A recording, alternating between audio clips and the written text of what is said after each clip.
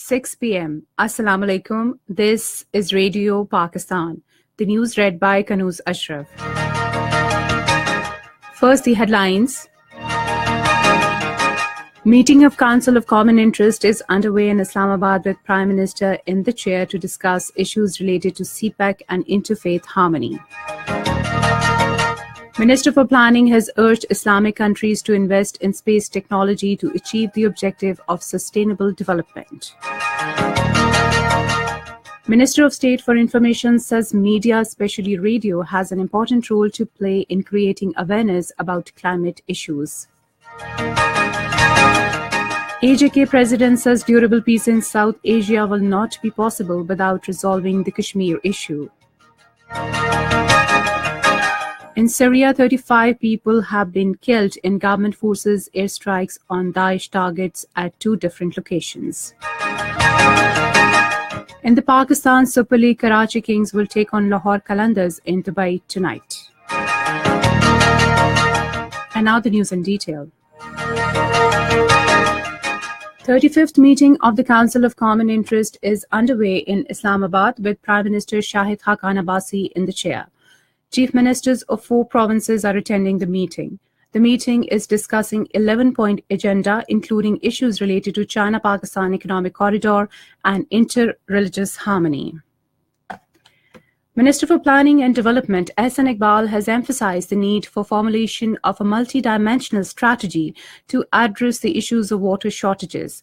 He was addressing a 5-day conference on the use of space technology in water management in Islamabad today. He said, "It is need of our to focus on broader plans to deploy state-of-the-art methods for water management. At this juncture, it is imperative to raise awareness amongst the policymakers to employ this technology in this and other allied fields." The minister said a joint fund needs to be established by the countries to speed up research as to how the seawater could be used for agriculture and other purposes. The minister pointed out that Islamic countries are lagging behind in the space technology and it is need of the hour to invest in it to achieve the objective of sustainable development. Defence Minister Khurram Dastagir Khan had a detailed meeting with UAE Minister of State for Defence Affairs Mohammed bin Ahmed Al Buwardi in Abu Dhabi. They discussed ways and means to further strengthen the existing cooperation in the field of defence between the two countries.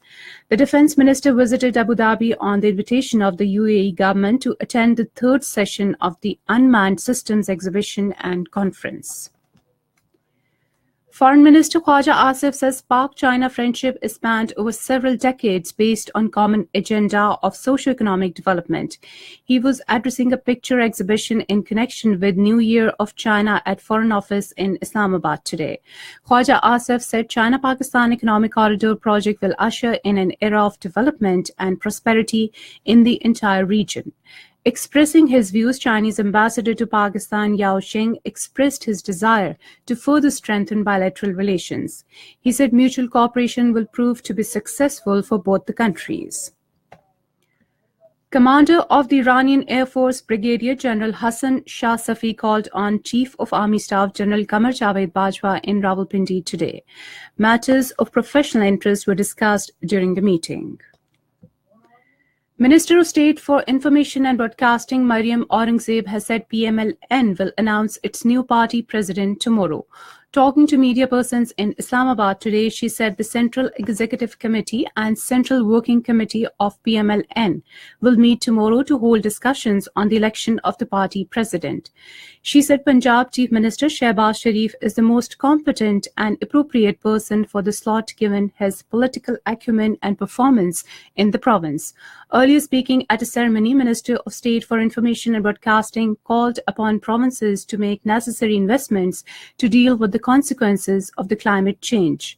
The minister said media, especially radio, can play an important role in creating awareness about climate issues. She said, Communication of the research is very important, and the climate change communication to the grassroots communities, to the general public, to the media itself is a subject in itself. And we at Ministry of Information also have started various programs for awareness raising of people on subjects like these and many others related to sustainable development goals. So the platform of Ministry of Information is available to you also. Minister of State for Information and Broadcasting Mariam Aurangzeb has said Artist Welfare Fund is being established at federal level to empower artists' community. Talking to Radio Pakistan today, she said the government is taking solid measures to revive film, music, art and culture industry. She said policy framework has been made to strengthen cultural infrastructure to facilitate artists' community. Deputy Chairman Planning Commission Sartaj Aziz has said process of cultural exchanges between Pakistan and China is a cornerstone of China-Pakistan Economic Corridor. Addressing the Cultural Caravan seminar titled Art and Culture Enable Creative Economy in Islamabad today, he said CPEC will also be helpful to promote harmony, brotherhood and shared prosperity in both the countries and in the region as well. This is Radio Pakistan. President Azad Jammu and Kashmir Sardar Masood Khan says durable peace in South Asia is not possible without resolving the core issue of Kashmir in line with US Security Council resolutions. Talking to members of British Parliament in London, he said India is applying brute force while Kashmiris and Pakistan want to solve this issue peacefully through negotiations. He said India violated the ceasefire line in agreement 370 times during the current year.